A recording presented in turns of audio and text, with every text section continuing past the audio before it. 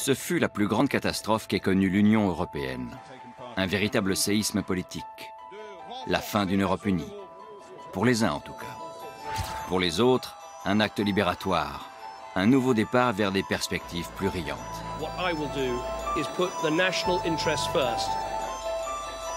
Mais tous s'accordent sur un point. Le 15 septembre 2015, le jour où la Grande-Bretagne a décidé de quitter l'Union européenne, restera à jamais dans les livres d'histoire. Et maintenant, quel est l'avenir de l'Europe? Les Britanniques vont-ils nous manquer? Doit-on faire une croix sur le thé anglais? La Mini sera-t-elle bientôt inabordable? La Ligue des Champions se jouera-t-elle désormais sans Chelsea et Manchester? Ou doit-on se réjouir d'être enfin débarrassé de la perfide Albion? Notre dossier est consacré aujourd'hui au retrait de la Grande-Bretagne de l'Union européenne.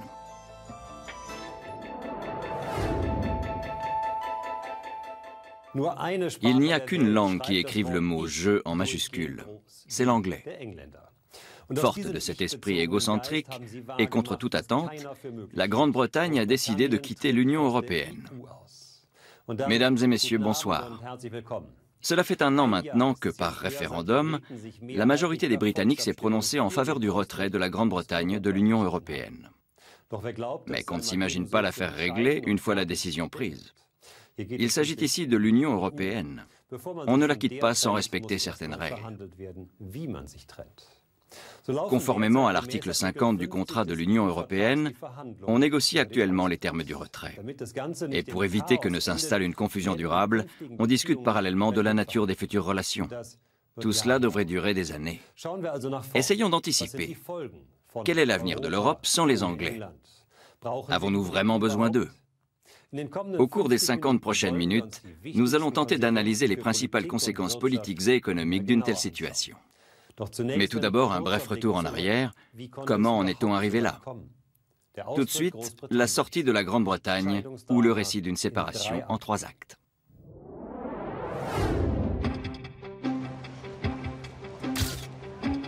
C'est une histoire de divorce classique. Depuis que le Royaume-Uni a décidé de quitter l'Union européenne, il revit. Et ça se fête. À vrai dire, il n'a jamais vraiment été heureux avec elle. Plus elle s'accrochait à lui, plus il rêvait de liberté. Et ce qui devait arriver, arriva. Premier acte, la prise de distance. Décembre 2011. Lors du sommet européen de Bruxelles, le Premier ministre britannique David Cameron refuse de signer le pacte budgétaire. Ses collègues européens sont furieux.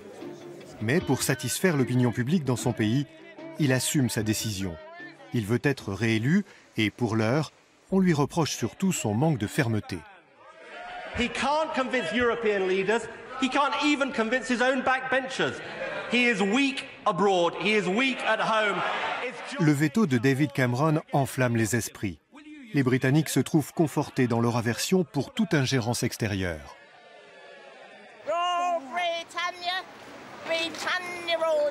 Le continent n'a qu'à résoudre ses problèmes tout seul. Cela tient en partie au caractère insulaire des Britanniques. Ils ne se sont jamais vraiment intégrés. Ils se sont toujours tenus à distance du continent. Ils se sont toujours considérés comme un partenaire autonome.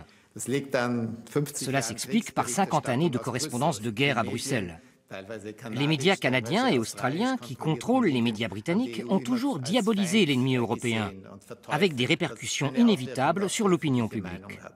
Dans l'histoire de la Grande-Bretagne, les moments les plus glorieux, ou ceux qui apparaissent comme tels, se sont déroulés loin de l'Europe.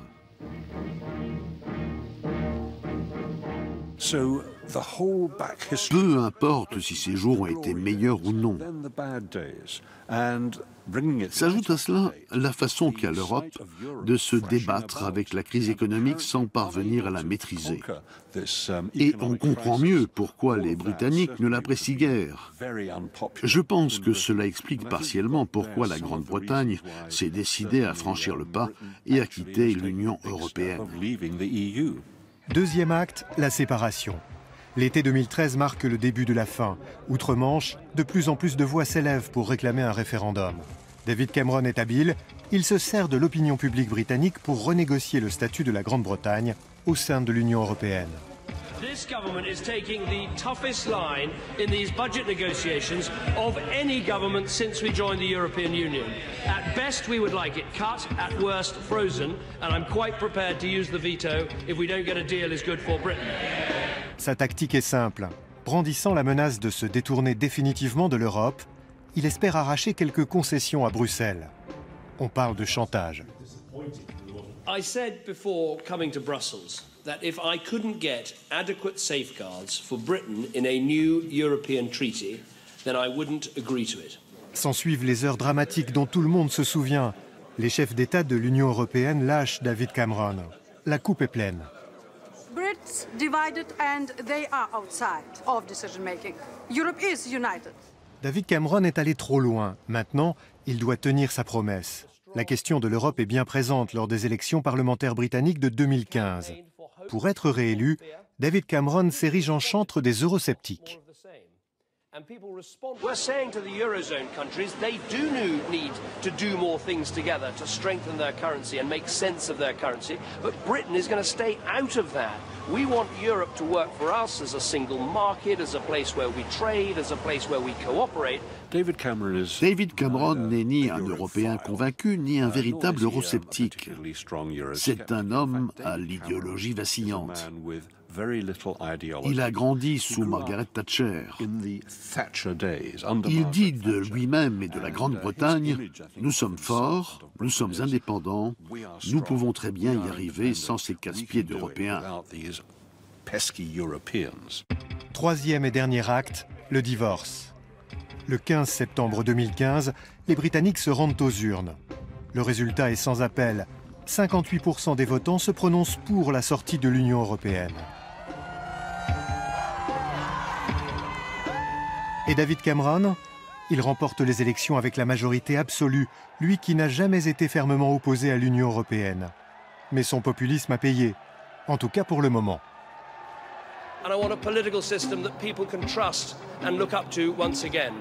Le divorce est consommé.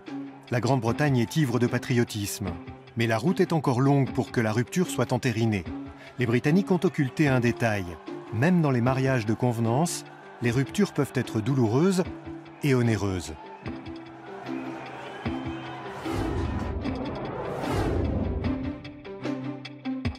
With Europe, not of it. Nous sommes avec l'Europe, sans en faire partie. C'est en ces termes que Winston Churchill définissait l'horizon géographique britannique en 1930. Même si les îles britanniques ne sont distantes du continent que de 32 km, elles paraissent à mains égards se trouver au milieu de l'Atlantique. Pour les Britanniques, l'Europe reste le continent, overseas. Et maintenant, la rupture, à la demande de la Grande-Bretagne. Que cela signifie-t-il pour ceux qui restent, pour l'Union européenne? Comment les 26 autres États vivent-ils la séparation? Sur le continent, les tensions politiques et sociales n'ont jamais été aussi fortes. L'Union européenne en 2016, un continent sur la corde raide.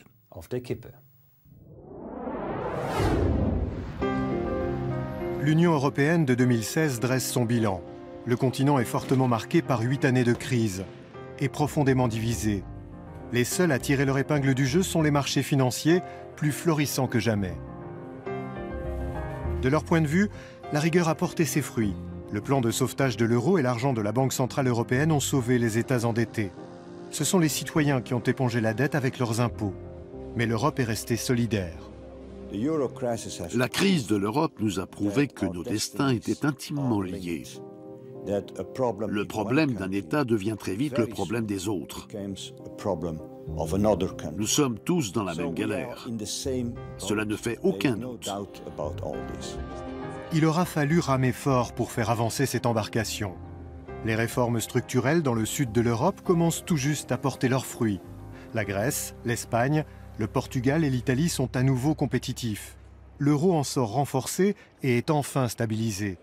La Grèce fait toujours partie de l'Union. Tout cela fait naître des espoirs. Je pense que la crise que nous avons connue en 2010 et dont nous subissons toujours les conséquences conduira en fin de compte à un renforcement de l'économie européenne. Parce que les problèmes fondamentaux qui ont surgi à différents niveaux ont tous été pris à bras-le-corps, de l'endettement public à la compétitivité des États, même si ça a été parfois difficile.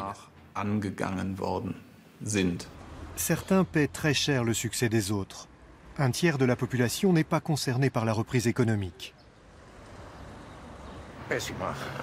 La situation est catastrophique. Ça ne pourrait pas être pire. Tous les gens que je connais sont sans emploi ou sur le point d'être licenciés. Perte des acquis sociaux, salaires dérisoires et manque de formation. Avec la politique de rigueur, l'Europe développe des comportements qu'on associe plus volontiers à l'Amérique du Sud ou à l'Asie. Nous sommes en passe d'abandonner notre modèle social européen. Jusqu'ici, chaque Européen rêvait d'un État-providence, à l'image de l'Allemagne. Maintenant, c'est l'Allemagne qui participe au démantèlement de cet État-providence, en Grèce, en Espagne et partout ailleurs où la crise sévit. Ils sont des millions à se sentir trahis et laissés de côté par l'Union européenne. Ils se révoltent violemment. Dans les pays aux frontières de l'Union, on assiste à des scènes de guerre civile. En Hongrie et en Grèce, les régimes conservateurs de droite envoient l'armée contre leur propre peuple. Au nord, on fait semblant de ne rien voir. La solidarité européenne, elle est aux abonnés absents. L'écart entre les riches et les pauvres n'a jamais été aussi marqué, même si la conjoncture est meilleure. L'afflux d'immigrants qualifiés venus du Sud a mis un terme à la pénurie de main-d'œuvre. Mais tous les Européens du Sud ne sont pas les bienvenus.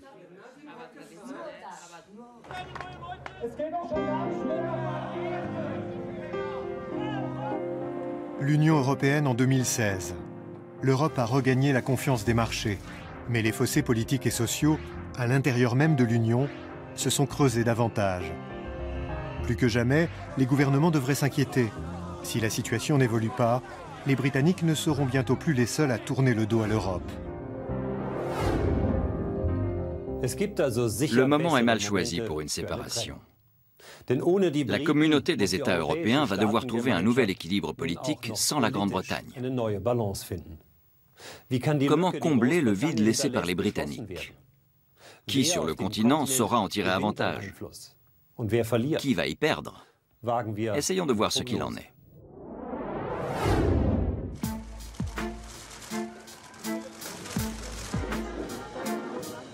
Depuis toujours, l'axe franco-allemand est le moteur de l'intégration européenne.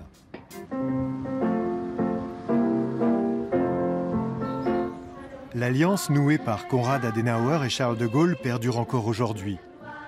Débarrassé des mauvais garçons britanniques, le tandem pourrait encore gagner du poids.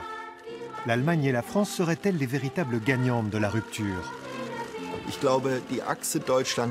Je crois que l'axe franco-allemand trouvait sa raison d'être dans son opposition à la Grande-Bretagne. La France et l'Allemagne ont souvent abordé les négociations politiques d'une seule voix pour contrebalancer la position britannique immanquablement différente. Cela signifie-t-il que pour bien fonctionner, l'axe franco-allemand doit secrètement faire ménage à trois?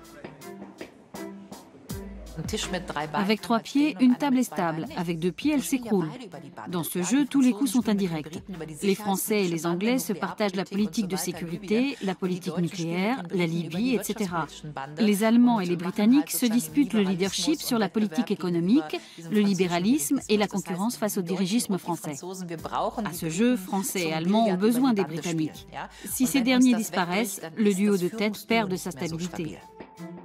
Le retrait britannique ne ferait donc que des perdants sur le continent? Pas exactement. Selon les experts, l'absence britannique à l'ouest ferait inévitablement pencher le pouvoir politique vers l'est.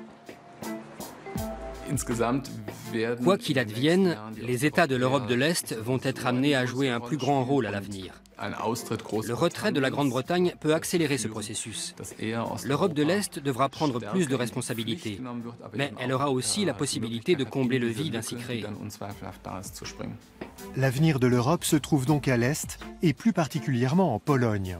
En Pologne, la patrie de la main-d'œuvre bon marché, l'arrière-cour de l'Europe, l'air de rien, la Pologne est devenue une véritable force politique. Avec 40 millions d'habitants et un taux de croissance de rêve, Les Polonais sont prêts à combler le vide politique dans l'Union européenne.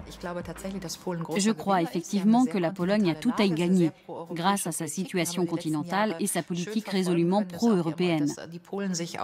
On a pu constater que ces dernières années, les Polonais avaient pris de la distance par rapport au discours transatlantique, pour mieux se consacrer à l'Europe.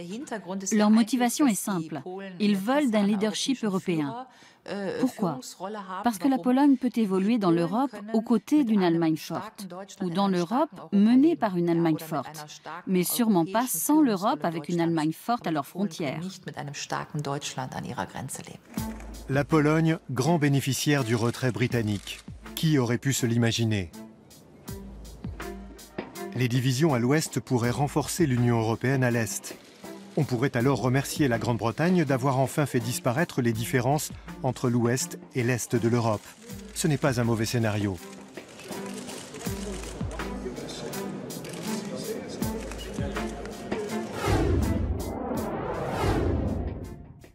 Le retrait britannique fait donc bouger les choses en Europe.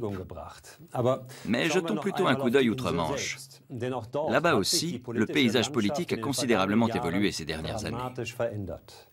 Si on considère les Britanniques comme un peuple uni, ou composé uniquement d'Anglais, eh bien on se trompe. Dans le nord de l'île se trouve une région bien particulière qui jette un tout autre regard sur l'Europe, l'Union européenne et plus encore sur les Anglais. Il y a 2 ans, cette région, l'Écosse, a organisé un référendum pour savoir si elle souhaitait toujours faire partie de la Grande-Bretagne. Et voilà comment la Grande-Bretagne est soudain devenue bien plus petite.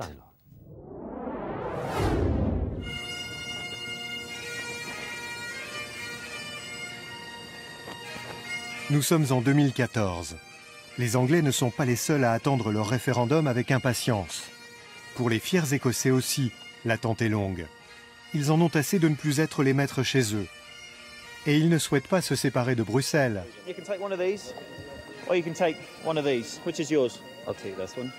Mais de Londres. Poussé par le Parti national écossais, le parti libéral de gauche au pouvoir, qui peut se targuer du soutien de Sean Connery, les Écossais sont appelés par référendum à décider de quitter ou non la Grande-Bretagne.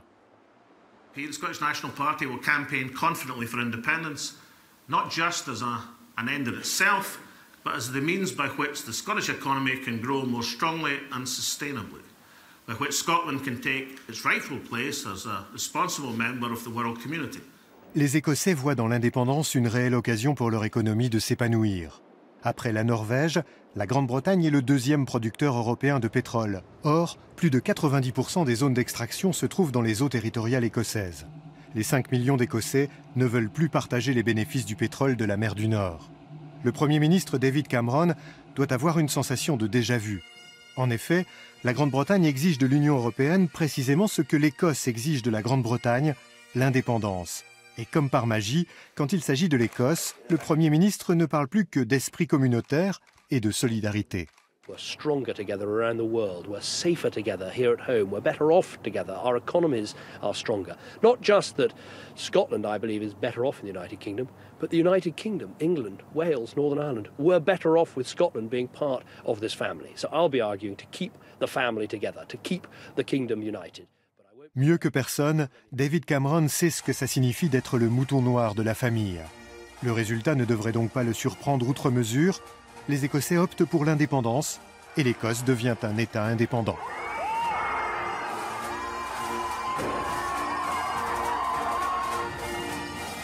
La Grande-Bretagne n'est pas au bout de ses désillusions.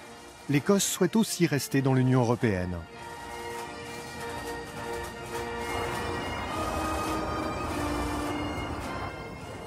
When Scotland becomes independent, we will continue to share close ties with our neighbouring countries.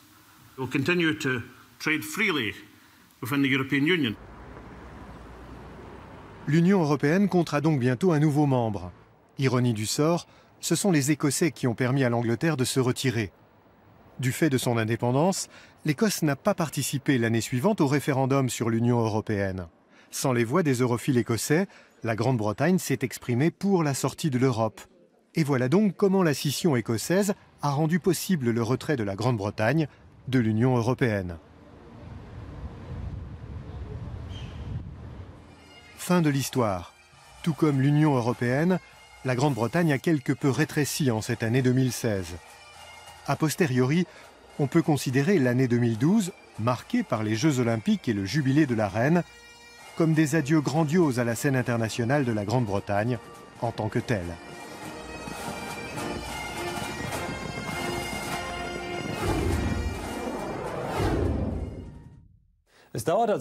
Dans peu de temps, une des frontières de l'Union européenne se trouvera en plein milieu des îles britanniques, entre l'Écosse et l'Angleterre. Lorsque la reine quittera le palais de Buckingham pour sa résidence d'été écossaise, elle se rendra à l'étranger. Il ne lui sera pas nécessaire de montrer ses papiers, elle n'en a pas.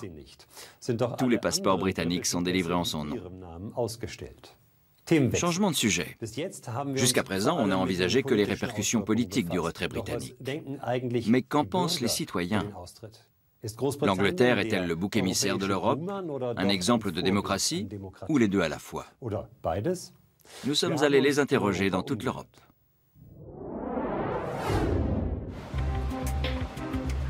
L'Europe sans les Anglais. Un sujet qui ne fait pas uniquement les gros titres à Bruxelles. Nous avons interrogé des citoyens via Internet. L'opinion quant au retrait de la Grande-Bretagne est partagée. Ça ne me surprend pas du tout. Il me semble que les Britanniques ne montrent que peu d'intérêt pour les autres cultures.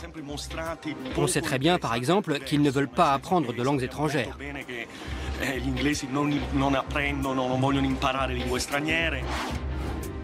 Je pense que c'est une perte et le signe d'une dégradation des relations entre la Grande-Bretagne et l'Europe. J'arrive à comprendre la position britannique. Ils ont une mentalité clairement insulaire et craignent de perdre leur identité.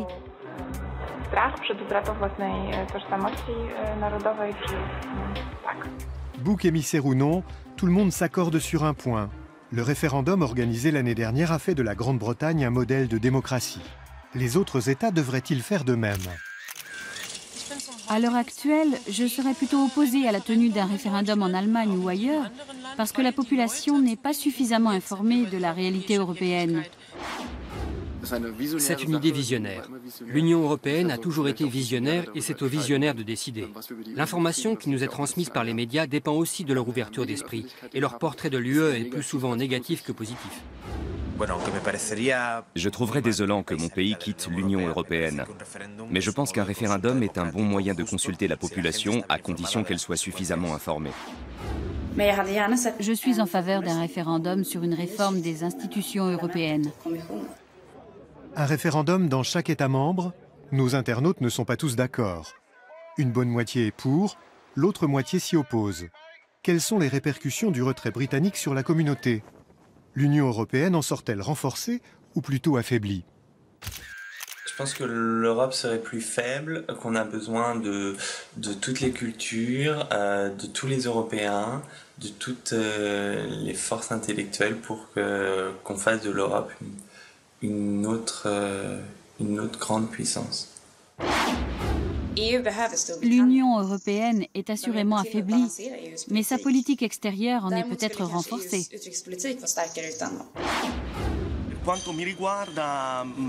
L'Europe n'a rien à y perdre. Je pense que la Grande-Bretagne et le monde anglo-saxon sont responsables de la crise. Si on perd la Grande-Bretagne, j'espère qu'on perdra aussi les mauvaises habitudes qui nous ont fait sombrer. En dépit de quelques voix discordantes, la grande majorité des personnes interrogées considèrent le retrait britannique comme une perte pour l'Union européenne. En résumé, c'est vrai que les Britanniques nous ont souvent cassé les pieds, mais c'était mieux quand ils étaient là.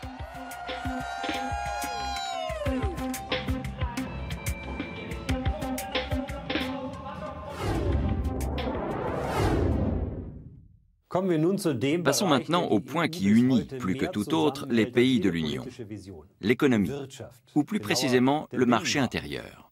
Le marché intérieur européen est le plus grand marché au monde, devant les États-Unis.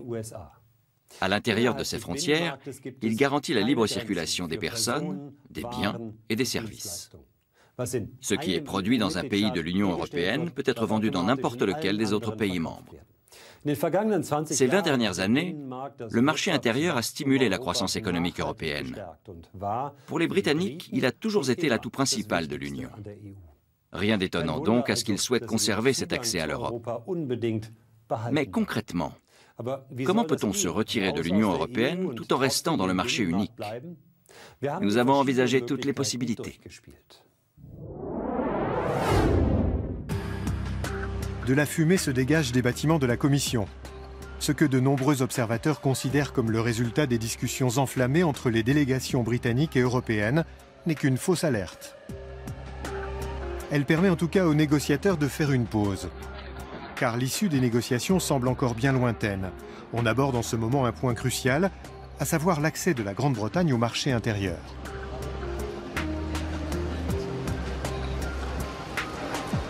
L'Union européenne est de loin le plus important marché pour les exportations britanniques. 3,5 millions d'emplois en dépendent, soit plus de 10% des emplois insulaires. Si la Grande-Bretagne perd ses débouchés, c'est toute son économie déjà chancelante qui risque de s'écrouler. Dans l'industrie automobile, par exemple, la grande majorité des véhicules produits outre-Manche est destinée à l'exportation. Si la Grande-Bretagne était exclue du marché intérieur, chaque véhicule vendu supporterait des droits de douane de 10%, un handicap majeur face à la concurrence. Dans le secteur automobile, la concurrence est telle que les constructeurs ne peuvent pas se permettre d'augmenter leur prix de 5 ou 10%. C'est un processus complexe dans lequel il faut analyser avec quel type de véhicule les automobiles britanniques sont en concurrence, quelle est l'importance des parts de marché et quels sont les bénéfices à court terme. Les prix ne grimperaient pas immédiatement, mais on investirait moins dans cette industrie et à long terme, on produirait moins de véhicules en Grande-Bretagne. Pour l'industrie automobile britannique, ce serait un nouveau coup dur dans un secteur déjà mal en point. Sans le rachat de ces usines par des intérêts étrangers, il y a belle lurette que plus aucun véhicule ne serait produit ici. L'industrie automobile britannique aurait disparu depuis longtemps sans son rachat par les étrangers. Les Allemands sont bien représentés, comme par exemple BMW qui fabrique la Mini. Il y a aussi les Japonais et les Indiens qui détiennent désormais Jaguar. Les Britanniques avaient vraiment besoin d'investisseurs étrangers pour reprendre leurs esprits. Les grands groupes s'agitent. Sans accès au marché intérieur, les avantages britanniques sont maigres et la Grande-Bretagne peut dire adieu à son industrie automobile. Toyota et consorts iront chercher d'autres sites au sein de l'Union. Et ils n'auront pas à aller bien loin. L'Irlande et l'Écosse, fraîchement libérées de la tutelle britannique, offrent les mêmes conditions que la Grande-Bretagne avec en plus, en tant que membre de l'Union européenne, un accès au marché intérieur. Évidemment, les grands investisseurs vont opter pour le marché le plus important, en l'occurrence l'Union européenne, plutôt que pour 50 ou 60 millions d'Anglais et de Gallois. Il va de soi que le gouvernement britannique avait déjà anticipé un tel scénario et qu'il se démène pour maintenir un accord de libre-échange avec le continent. Est-ce possible ? Peut-on ne pas faire partie de l'Union européenne et malgré tout être membre du marché intérieur? La réponse britannique est claire. 2 États l'ont déjà fait, la Norvège et la Suisse. La Norvège fait figure de paradis pour les eurosceptiques britanniques, un pays où il fait bon vivre et l'un des plus riches du monde. On a interrogé les 5 millions de Norvégiens à 2 reprises sur une adhésion à l'Union européenne, en 1972 et en 1994. À chaque fois, leur réponse a été sans appel, c'est non. Malgré cela, la Norvège fait tout de même partie de l'espace économique européen. Ce qui différencie la Norvège d'un membre à part entière de l'Union européenne, c'est qu'elle a accès au marché intérieur uniquement. La Norvège n'est pas tenue aux autres politiques européennes, comme celle de la pêche, la politique extérieure commune ou la coopération policière. Elle a accès au marché intérieur et c'est tout. L'accord avec l'Union européenne semble bien être un succès. L'économie norvégienne est florissante. Alors, riche et heureux sans l'Union européenne? Allons voir de plus près. Un pays qui se situe en dehors de l'espace économique européen ne peut y exporter sans taxe douanière que les produits manufacturés sur son territoire. Cela ne pose pas de problème pour la Norvège. La plupart de ces exportations ne concernent que des produits basiques, comme les ressources naturelles ou le poisson. Cela ne touche pas les produits de haute technologie ou ceux qui nécessitent une chaîne de distribution complexe, comme les automobiles par exemple. Les choses sont différentes dans le cas de l'industrie britannique. Dans quelle mesure une voiture britannique est-elle considérée comme telle? D'après le règlement, on admet dans l'espace économique européen un maximum de 40% de pièces issues de pays tiers, comme la Corée du Sud par exemple. Au-delà de ce taux, des taxes s'imposent à la frontière. Cela paraît compliqué? Et ça l'est. Même si vous parvenez à faire passer une Toyota pour une voiture britannique, il vous faudra respecter les directives européennes si vous souhaitez exporter vos produits vers l'Union. L'inconvénient, c'est que vous n'avez aucun moyen de participer aux prises de décision concernant le marché intérieur, dont dépend grandement votre économie. Il vous faut juste mettre en œuvre les décisions venant de Bruxelles, qu'on vous notifie par fax. On appelle cela la démocratie faxée, ou l'e-démocratie, pour faire plus actuel. La portée des réglementations européennes est immense. La Norvège est soumise à 75% de la législation de l'Union européenne, de la réglementation des produits aux lois régissant le travail. Et les Norvégiens ne sont jamais directement consultés. Les Norvégiens semblent s'accommoder de cette sorte de démocratie limitée. Les Anglais, eux, se plaignaient souvent du manque de démocratie au sein de l'Union. Sur ce point, le modèle norvégien serait un important pas en arrière. Finalement, la Norvège n'est peut-être pas la terre promise tant vantée par certains. Reste le modèle suisse. La Suisse est le troisième partenaire économique de l'Union européenne, après les États-Unis et la Chine, mais devant la Russie et le Japon.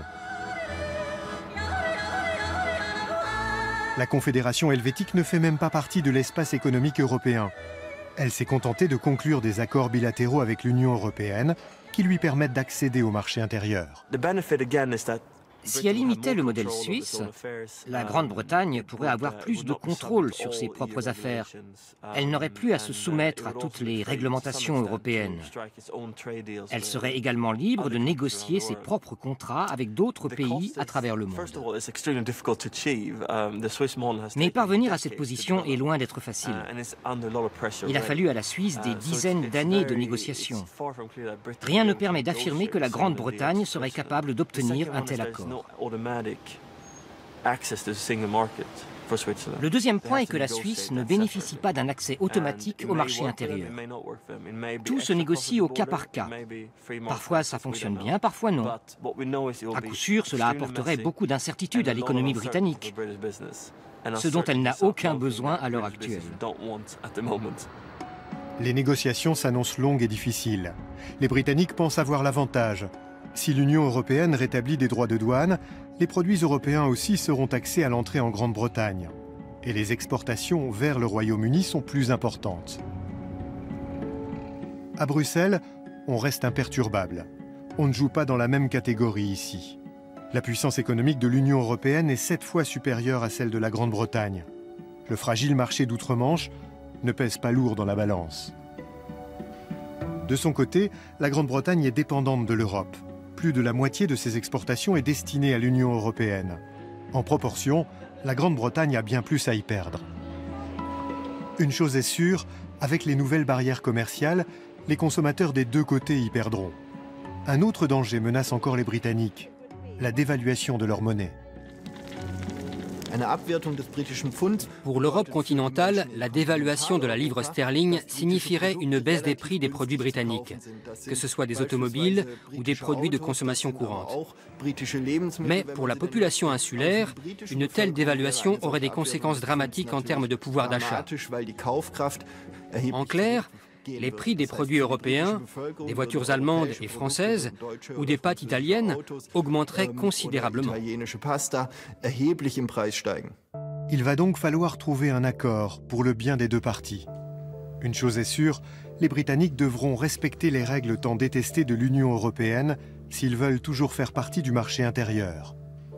En revanche, ils ne seront plus admis à la table des négociations. À Bruxelles, on murmure déjà le vieil adage « Celui qui n'a pas sa place à table se retrouve au menu ».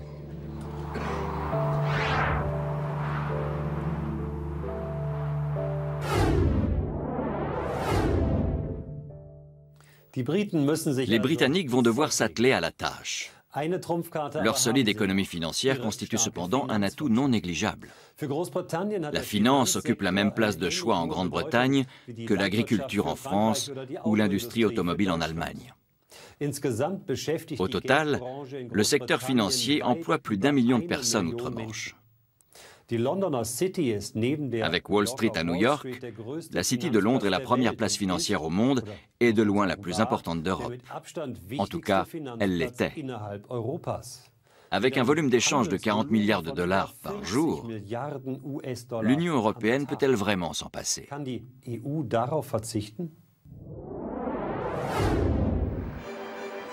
Lorsque la Banque d'Angleterre, à l'époque la banque privée du roi, a érigé son premier bâtiment londonien au XVIIIe siècle, celui-ci était imposant certes, mais sans aucune démesure.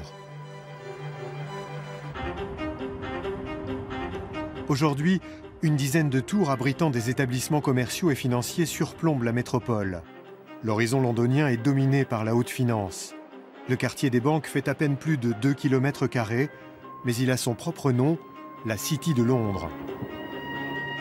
Au niveau mondial, la moitié des introductions en bourse se fait ici, tout comme presque 50% des transactions et plus d'1 tiers des échanges de devises.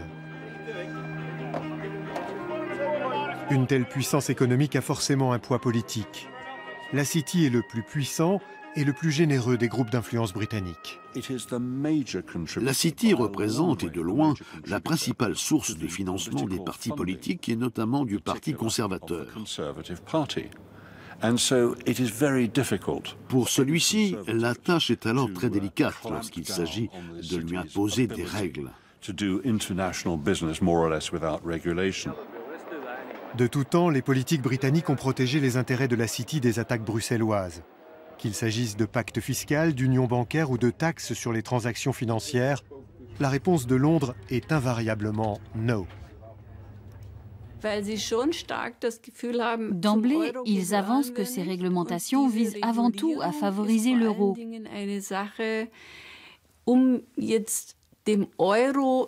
Comme ils ne font pas partie de la zone euro, il leur paraît évident d'appliquer leurs propres règles.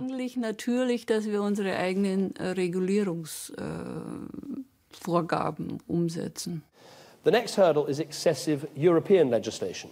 It holds us back, it clogs things up, and so we are fighting back hard. En Grande-Bretagne, l'attitude face au marché financier est totalement différente de celle qu'on connaît en Allemagne ou en France. Ces derniers pays sont en faveur d'une réglementation stricte qui restreint les opérations autorisées. Ce sont deux visions radicalement opposées du marché financier qui s'affrontent, avec pour résultat la création d'une coalition franco-allemande pour faire face à celui que j'ose appeler l'ennemi commun, la Grande-Bretagne.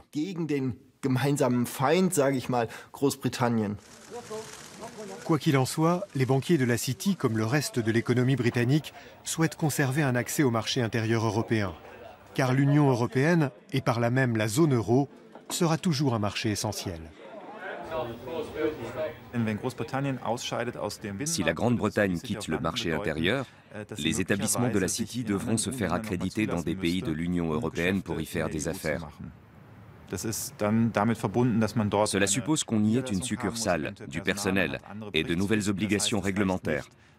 Cela signifie qu'on rende des comptes à une instance de contrôle britannique, mais aussi à une instance de contrôle au niveau européen. Et cela s'accompagne vraisemblablement de bien d'autres exigences liées à l'information à fournir sur les produits d'investissement. Il va de soi que toutes ces contraintes handicaperaient sérieusement les affaires de la City sur le continent. Et en Europe alors? Sur le continent, Francfort et Paris sont les deux places financières qui comptent, même si elles ne peuvent en aucun cas rivaliser avec Londres. Mais rien n'est irréversible.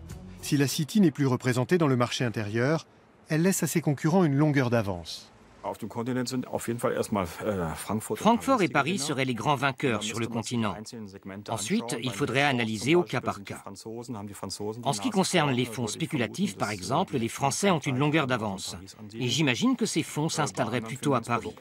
Je verrais plutôt Francfort pour les autres produits financiers. Francfort qui bénéficie également de la présence de la Banque centrale européenne. Ce qui me fait croire que c'est là que tout se passera et qu'on y fera bien plus d'affaires que par le passé. À Francfort et à Paris, on se réjouit d'avance. Les avantages du retrait britannique joueront vraisemblablement dans les négociations. Qu'en est-il de la Suisse? Elle est indépendante, possède un secteur financier important et se trouve étroitement liée à l'Union européenne. Une précision cependant, chaque accord conclu avec l'Union européenne respecte les règles dictées par celle-ci. On ne se débarrasse pas si facilement de ces détestables bureaucrates bruxellois. La Suisse est contrainte d'adopter des mesures très similaires à celles de l'Union européenne.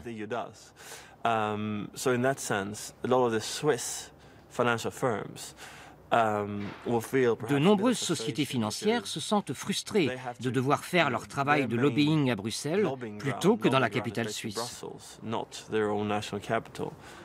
Les lobbyistes financiers britanniques peuvent préparer leurs valises. Et les clients? Doivent-ils s'inquiéter pour leurs économies si les transactions avec la City deviennent plus compliquées? Sûrement pas. 80% des transactions se font au sein même du secteur bancaire, plutôt qu'avec l'économie réelle ou les ménages. Cela concerne les transactions entre les banques d'investissement, plutôt installées à Londres, et notamment toutes les transactions sur les produits dérivés.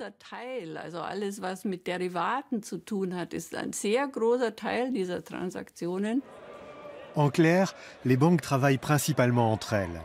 Le citoyen lambda est très peu concerné par la City de Londres. Mais alors, à quoi sert-elle vraiment? En résumé, on peut dire que les activités du secteur financier aujourd'hui n'ont que très peu d'incidence positive sur l'économie réelle, quand elles ne sont pas nuisibles. À ce sujet, Paul Volcker, l'ancien directeur de la Réserve fédérale américaine, avait eu un bon mot. Pour lui, la dernière innovation financière véritablement utile avait été le distributeur de billets. Évidemment, c'est un peu excessif. Il en sort bien des choses utiles. Mais la grande majorité des opérations dans la City de Londres n'a pas beaucoup d'effet sur les ménages. C'est bien entendu différent pour les banques qui y gagnent de l'argent. Cela signifie que si ce secteur venait à disparaître, les entrepreneurs et consommateurs européens ne perdraient pas grand-chose. Les secteurs financiers français et allemands pourraient leur apporter tout ce dont ils ont besoin, et bien plus encore. Les perspectives ne sont pas réjouissantes pour les banquiers londoniens. La City de Londres, qui durant des années a lutté contre les réglementations trop strictes de Bruxelles, pourrait être le grand perdant du retrait britannique. Et le continent pourrait se réjouir d'en être débarrassé.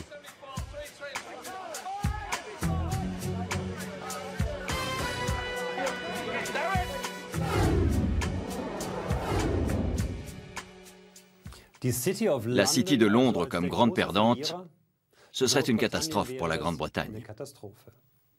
Abordons enfin notre dernier point, la politique extérieure européenne. Avec le retrait britannique de la force nucléaire européenne, la politique étrangère et de sécurité commune, comme elle se nomme, a subi une lourde perte. La Grande-Bretagne, l'Allemagne et la France formaient en effet le Big Three, les trois grands de l'Europe. Ce n'est que lorsqu'ils tombaient d'accord que l'Union européenne parlait d'une même voix, ce qui était plutôt rare. Comme très souvent en Europe, les choses sont compliquées et une ligne directrice commune est difficile à déceler. Les choses sont-elles plus claires depuis le départ des Britanniques? Peut-on se passer de la diplomatie britannique? Ou l'Europe, privée de la Grande-Bretagne, aura-t-elle encore plus de mal à se faire entendre parmi les grandes puissances mondiales?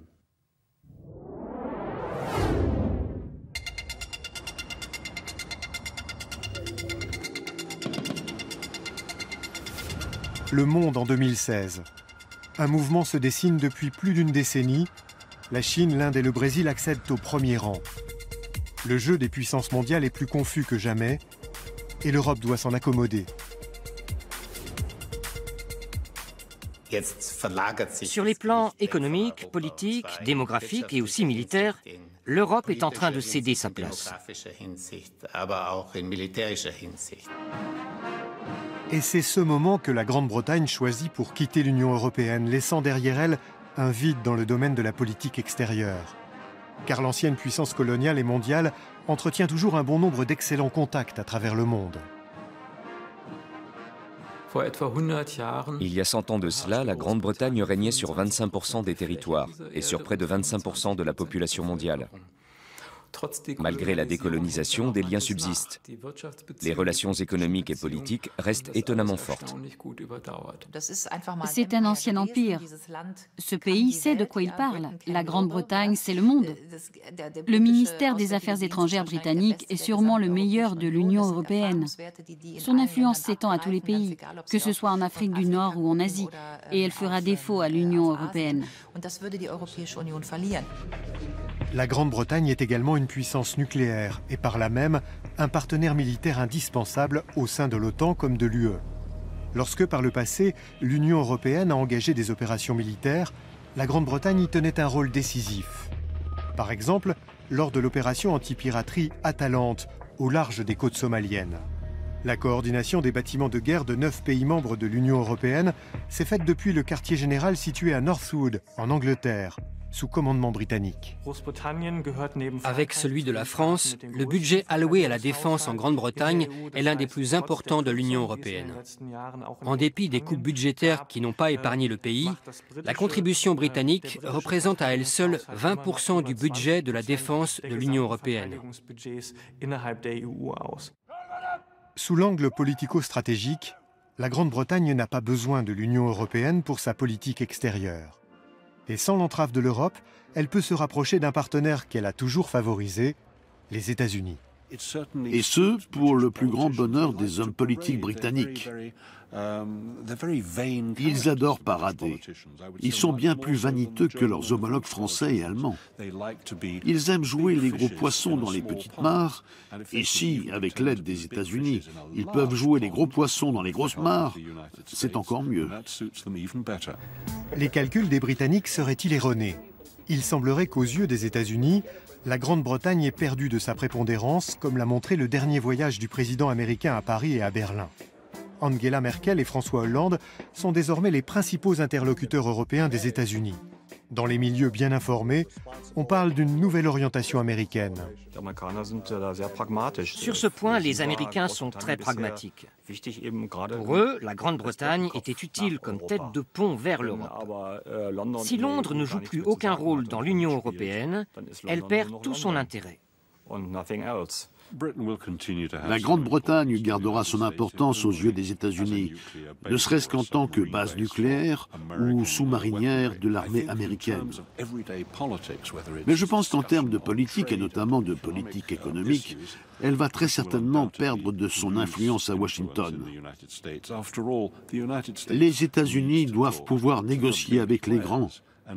D'un point de vue économique, la Grande-Bretagne n'en fait plus partie. J'imagine que même si les négociations se poursuivent, la Grande-Bretagne verra ses options limitées, bien plus qu'elle ne l'avait envisagé au moment de quitter l'Union européenne. L'Union européenne, en revanche, bien qu'affaiblie au niveau de sa politique extérieure, profite des erreurs britanniques.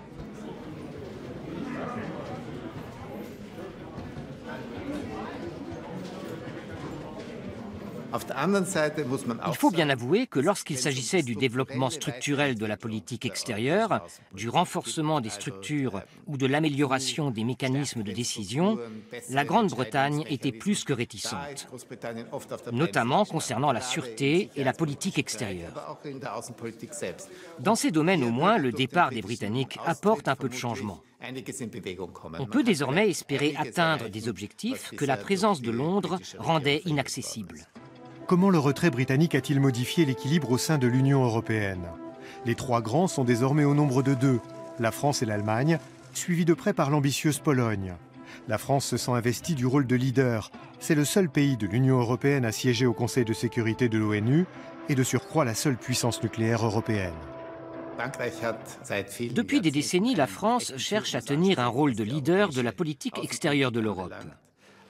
Ce qui a débuté avec le général de Gaulle se poursuit. La France tente d'imposer ses vues en matière de politique extérieure européenne. Et l'Allemagne dans tout ça? Pendant longtemps, les Allemands se méfiaient de toute politique d'hégémonie. Quand on est responsable de 2 guerres mondiales, on se fait discret. La République fédérale s'est limitée ces dernières années à la célèbre diplomatie du portefeuille. La Grande-Bretagne, par son retrait, a mis Berlin au pied du mur. L'Allemagne ne veut pas être reléguée au second rang derrière la France. Elle prend plus d'initiatives ou, comme le dit la chancelière, dass das nicht nur Worte sind, die wir jetzt aussprechen, sondern dass wir hier auch Taten folgen lassen. Les temps changent. En 2011, lors de l'intervention militaire internationale en Libye contre Mouammar Kadhafi, l'Allemagne était encore restée en retrait.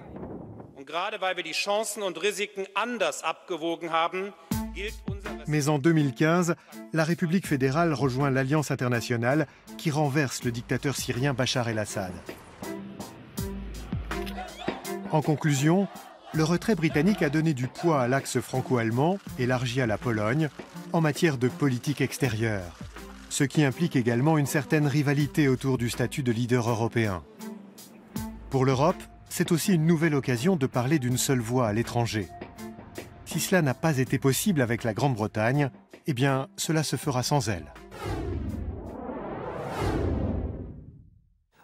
Selon la petite histoire, Lady Astor aurait dit à Winston Churchill « Si vous étiez mon mari, j'empoisonnerais votre thé ». À quoi Churchill se serait contenté de répondre « Si j'étais votre mari, je le boirais ». C'est un peu la même ambiance tendue que l'on retrouve dans les relations entre l'Angleterre et l'Europe. En fin de compte, tout le monde a quelque chose à perdre dans cette séparation. Et les Britanniques, peut-être plus que les autres. Un post-scriptum pour rassurer les amateurs de football. Au début de notre émission, nous nous demandions si les clubs anglais allaient rester en Ligue des Champions malgré tout. Et la réponse est oui. L'UEFA, l'Union européenne de football, n'est aucunement liée à l'Union européenne. Et même si la Manche paraît un peu plus large depuis que la Grande-Bretagne a quitté l'Union européenne, les îles britanniques font toujours partie de l'Europe. Merci à tous pour votre attention. Nous vous souhaitons une très agréable soirée. Au revoir, auf Wiedersehen et goodbye.